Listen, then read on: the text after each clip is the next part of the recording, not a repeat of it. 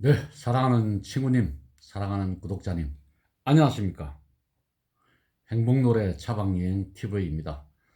여러분들 투표는 잘 하셨습니까? 여러분들이 뽑으신 국회의원이 당선되셨습니까?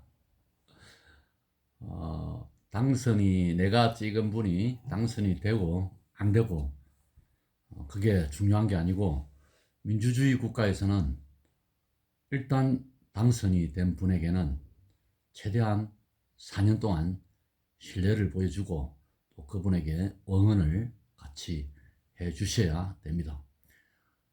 어, 그리고 그 정치하는 동안에 우리 시민들은 끝없이 그분의 행적을 잘 이렇게 보살펴서 혹시 만에 하나 잘 못하고 하면 또 가감없는 그러한 질책도 해 주어야 건전한 민주주의가 형성된다. 오늘은 명나라 시간입니다. 원나라가 멸망하고 원나라가 세워져서 한 300년 정도 왕조를 이어오다가 청나라에게 망하는 그러한 역사입니다. 그래서 명나라 역사가 우리 한국에 미치는 영향도 이렇게 좀 길다 보니까 이야기가 길어질 것 같아서 오늘은 임진왜란 때까지만 하고 다음에 청나라, 명나라가 망하는 과정을 한 편 더 만들어 보도록 하겠습니다. 명나라는 사실 원나라가 너무나 정치를 못해서 원나라가 망하게 될 수밖에 없는 그러한 구조를 가지고 있었다. 원나라는 한족이나 그 다음에 남송인들에게 너무나 많은 핍박을 하고 많은 백성들을 많이 죽이고 이렇게 했기 때문에 너무나 경제적으로 힘들었어요. 또 그 당시에 또 많은 안 좋은 병들도 많이 번지고 국가적으로 상당히 힘들었다. 저희 고려도 마찬가지였어요. 고려도 후반기를 거의 이제 왕조가 무너지는 그러한 단계를 같이 지나고 있는데 그 당시에 홍건적 난이 농민들의 대대적인 난이 일어났습니다. 그래서 그 홍건적의 무리들 중에 최고의 졸병으로 있던 주원장이라는 사람이 있었는데 그분이 두각을 나타내서 명나라를 세우고 이제 일대 황제로 등극하게 됩니다. 중국은 옛날부터 이런 이야기가 있지 않습니까? 천자는 하늘에서 지정해 주기도 하지만 그것보다는 기천에 상관없다. 누구나 황제가 될 수 있다. 이런 거 옛날부터 있었거든요. 그래서 중국의 왕들은 뭐 황제가 일대 황제들 보면 농민들이 많아요.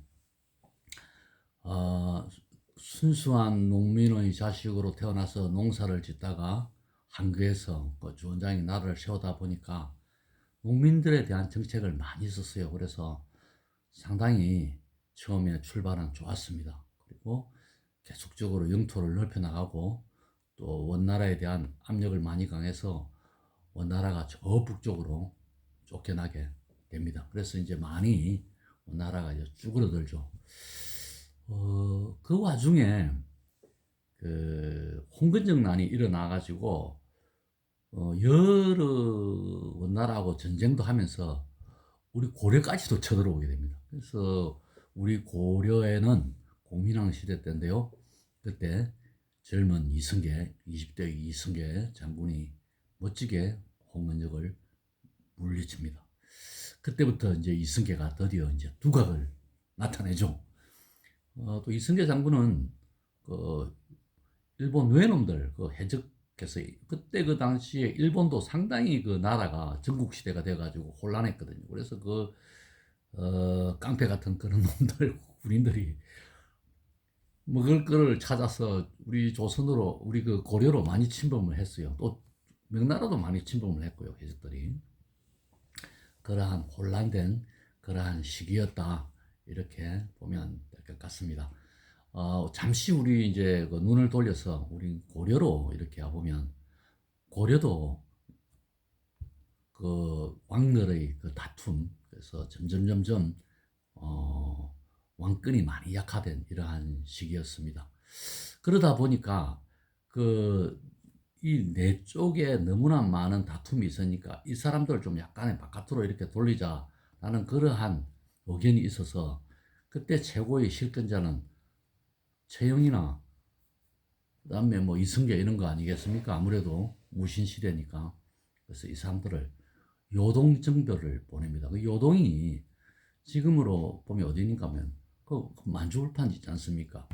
옛날에 저번에 제가 설명한 비사성, 안시성 그 있는 그 가운데 있는 게 요동성이거든요. 요동지역이거든요.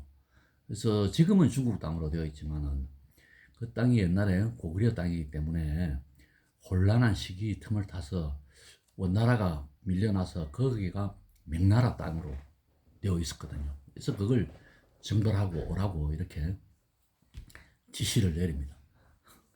그래서 명나라고 이제 맞짱을 뜨는 거죠. 명나라는 이제 개우 나라를 이렇게 이제 세워가지고 1361년에 세웠으니까 명나라도 가보니까 그러한 것을 눈치를 채고 명나라에서 1688년에 천령내 나라 그게 우리 거기에다가 우리 그 관공서를 하나 차려야 되겠다. 이렇게 또 먼저 치고 나오는 거예요. 이게 우리가 가만히 있겠습니까? 그래서 그 당시에 고려의 왕, 그 막 거의 마지막 왕이죠. 왕이 지시를 합니다. 가서 접수고 오고 땅을 뺏어오너라. 이렇게 하니까 파가 두 개로 나뉘었습니다. 그 당시에 관료 신료들 중에서 친명파와 친원파 이렇게 두 개 났습니다. 그 전에는 우리가 고려의 원나라의 지배를 받았지 않습니까? 그래서 오랫동안 그 원나라고 우리 고려하고 조공의 관계를 있었습니다. 그때 이제 원나라가 힘이 빠지니까 명나라가 생기니까 또 신하들은 우리가 명나라하고 이제 손을 잡아야 된다. 그렇게 해서 한 반반 정도 나눴습니다. 안 된다. 명나라를 공격하면 안 된다. 명나라하고 우리하고 손을 잡아야 된다. 이러한 의견과 아니다 뭐라느냐. 그 명나라 우리는 원나라하고 우리하고 외교 관계를 맺었으니까 계속 원나라하고 외교를 맺어야 된다. 이렇게 이제 파가 두 개를 나누었는데요. 일단 왕은 명나라가 보유하고 있는 그 요동성을 정벌하라고 그 이승계를 보내죠. 그래서 이승계가 수많은 군사를 이끌고 위화도까지 가서 거기에다가 진을 쳐놓고 이제 공격할 날짜만 기다리고 있는데 5월달이 되니까 아마 봄비가 많이 내리고 낙동강이 이제 압록강이 범람을 하고 이랬나 봐요. 그래서 이승계 입장에서는 정세를 보니까 명나라를 쳐서는 안 될 것 같거든요. 왜냐하면 명나라가 이제는 중국 대륙을 차지하는 하나의 큰 세력이다 보니까 천명 정책을 쓰는 게 맞다. 여기서 명나라를 공격해서 안 된다는 생각을 강하게 한 것 같아요. 그래서 이제 원나라는 힘이 많이 빠졌으니까 이제 원나라를 배척하고 명나라하고 우리가 손을 잡아야 된다. 이런저런 핑계를 대어가지고 땅도 뭐 어떠고 저떠고 비도 오고 뭐 이렇게 해서 위화도에서 회군을 합니다. 그 유명한 회군 와서 기술을 명나라에 돌리는 게 아니고 고려로 돌아와서 쿠데타를 일으켰죠. 그래서 왕을 폐위시키고 최영 장군 자기 국방부 장관 자기의 그 고참이었던 장군을 유배 보내고 그래서 자기가 조선의 임금 그러니까 조선이라는 나라를 다시 세웁니다. 그때가 1392년입니다. 그렇게 이제 조선이라는 나라가 이제 세워지고요. 그러다가 명나라하고 우리나라하고 사이가 아주 좋고 그나마 이제 평온하게 나라가 잘 흘러갑니다. 명나라도 14세기, 15세기까지는 아주 편안한 그러한 나라로 잘 이렇게 성장을 합니다. 그래서 농민들에게도 많은 혜택도 주고 나라가 그나마 좀 융성하게 이렇게 조선도 마찬가지입니다. 그때도 조선도 나름대로 또 세종대왕이 정권도 정치도 잘하고 과학도 발전하고 이렇게 융성하게 되고 있는데 1592년도에 일본 도요토미 히데요시, 이 나쁜 놈이 약 한 20만 대군을 이끌고, 병졸들이 20만이면 그 뒤에 후방에서 또 따라오는 사람이 한 20만 됩니다. 보급도 해야 되고. 그러니까 엄청난 인원이죠. 앞세워서 조선 땅으로 침범합니다. 그 당시에 선조 임금이었는데요. 선조 임금은 일본을 아주 좀 얕잡아 봤어요. 설마 저놈들이 우리 조선을 침범하겠나. 그리고 우리가 명나라가 뒤에 떡 받치고 있는데, 그 거대한 명나라가 있는데 어떻게 너희들이 함부로 오겠느냐. 근데 아니나 다를까 쳐들어왔죠. 그때 그 당시에 이제 우리를 구원한, 우리나라를 구원한 이순신 장군, 최고의 존경할 분 아닙니까?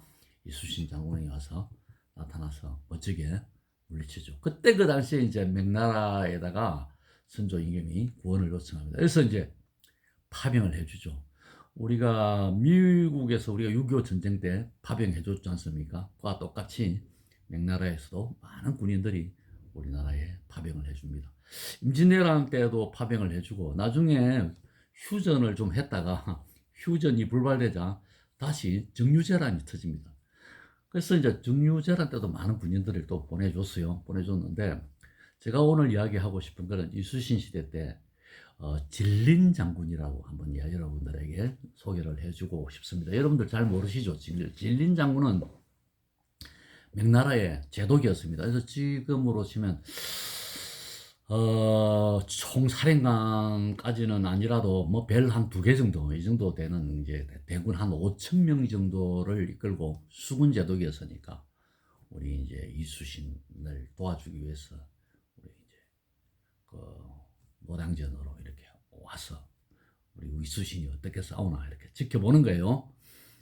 사실 그 명나라는 수군은 있었지만은 그 전쟁 경험이 많이 없어서, 자기들의 그 전쟁은 주로 그 내전에서 일어나는 그 양쯔강이나 아니면 뭐 장강, 이걸 중심으로 해서 이렇게 그 강에서 전쟁하는 거지, 실제로 바다에서 전쟁은 그 중국 사람들이 잘 못하거든요. 그래서 이제 그 이순신, 이제 자기들이 공격을 하고 싶어도 잘 모르죠. 근데 이제 그 미국도 그러지 않습니까? 미국의 나라 메가더 장군이 우리나라에 딱 왔을 때, 우리나라 해군도 있었지만은 그 메가더 장군이 우리 해군 장군 말을 듣겠습니까? 단독적으로 뭐라 그러노? 내가 단독으로 전쟁을 해야지. 뭐 이런 식으로 안 되겠어요? 그 당시에도 그랬어요. 야, 이순신 네가 뭔데? 한번 전쟁 한번 해봐라. 잘하는 거 보자. 뭐 이런 식이었어요. 그래서 이순신이 일본하고 한판 붙습니다. 그걸 옆에서 이렇게 도와줘야 돼. 도와주도 않으면 자기들 멀리서 그냥 구경만 합니다. 그래서 뭐하러 왔는지 모르겠어요. 그래서 이순신 장군이 멋지게 이기는 것을 봅니다. 그래서 이순신 장군이 그 일본을 완전히 일본 대승을 하고, 그 대승한 결과를 보고를 할 때, 이 보고는, 이 싸움은 진린 장군이 직접 전투 지휘를 해서 했던 거다. 이렇게 보고를 해라. 이렇게 이야기를 합니다. 그래서 이제 진린 장군은 가만 구경만 하고 있었는데, 막 성전보를 진린 장군이 했다 이렇게 하니까, 진린 장군이 어떻게 했습니까? 막 어깨도 올라갔죠. 뽕도 들어가고. 진린 장군이 존경 안 할래야 존경 안 할 수 없죠. 정말 이순신이라는 사람이 말로만 들었는데 저렇게 정말 마음이 넓은 분인지 몰랐다. 그 외국의 그 용병으로 참가해서 파견되어 와서 자기가 그 거대국 우리 조선하고 비교하면 비교도 안 되는, 지금은 미국 장군이에요. 와서 이순신 장군에게 정말 무릎을 꿇고 존경을 표하는 거예요. 그때부터 이순신 말을 이제 듣습니다. 그래서 이제 그 일본 놈들이 제일 마지막 해전 있지 않습니까? 노량대전에서 그 이순신 장군이 하는 그 뭐 아직 제게는 뭐 12척의 배가 있습니다. 뭐 이런 거 있지 않습니까? 그때 그때 그 당시에 우리 조선은 뭐 12척의 배밖에 없었지만 명나라는 배가 많았어요. 그래서 이제 막 전쟁을 막 이렇게 한판 하고 있는데, 상당히 이제 그 위험한 그러한 전투를 하고 있죠. 그래서 이제 거의 이제 막 그 우리 그 이순신 장군의 저람들이 많이 이겼어요. 이겼는데 그 전투가 이렇게 끝나고 하는 중에 거기에서 명나라 그 해군들이 일본 함대들에게 포위가 돼버린 거예요. 그래서 이순신이 적진을 깨뚫고 들어가서 적을 빨리 구해야 된다. 명나라를 구해야 된다. 이래서 들어가는 거예요. 거기에서 총탄을 이순신이 화살을 맞은 겁니다. 그래서 거룩하게 전사를 하시고 납니다. 그래서 나중에 진린 장군님이 정말 저희들 때문에 정말 이렇게 이순신 장군님이 돌아가셨다 그래가지고 정말 대성통곡을 했다 그래요. 여러분들 이러한 저 이야기는 여러분 잘 모르시죠? 그래서 진린 장군과 이순신 장군의 그 연합작전, 그래서 대성을 거두었다. 뭐 그렇게 해서 우리 명나라도 우리나라 역사책에는 명나라가 그렇게 막 이렇게 잘 기록이 되어 있지 않지만 정말 많이 도와줬다 이렇게 보면 될 것 같습니다. 그 이후로 그 진린 장군은 우리나라에서 살아요. 그리고 그 우리나라에 보면 강동진씨라고 있습니다. 강동진씨 그 일대 시조입니다. 그분이 강동진씨 강동에서 살았나 봐요. 그래서 우리나라 강동진씨 일대 시조가 진린 제독이다 이렇게 보면 될 것 같습니다. 이야기하다 보니까 벌써 16분이 지났네요. 빨리빨리 하는데도 이렇죠. 그래서 우리나라와 그 명나라의 관계 1592년 98년 99년까지 그러니까 거의 한 16세기 후반부까지 이야기했습니다. 명나라도 1660년에 멸망을 하니까 이제 한 60년 남았지 않습니까? 그 이야기는 다음 후반부에 가서 또 우리나라와 조선과 또 후금과의 관계 죄송합니다. 이 이야기를 다음 편에서 계속하도록 하겠습니다. 노래는 오늘 너무 이렇게 기니까 노래는 생략하도록 하겠습니다. 여러분들 오늘도 행복하시고 좋은 봄 맞이하시기 바랍니다. 네, 감사합니다. 여기까지 하도록 하겠습니다.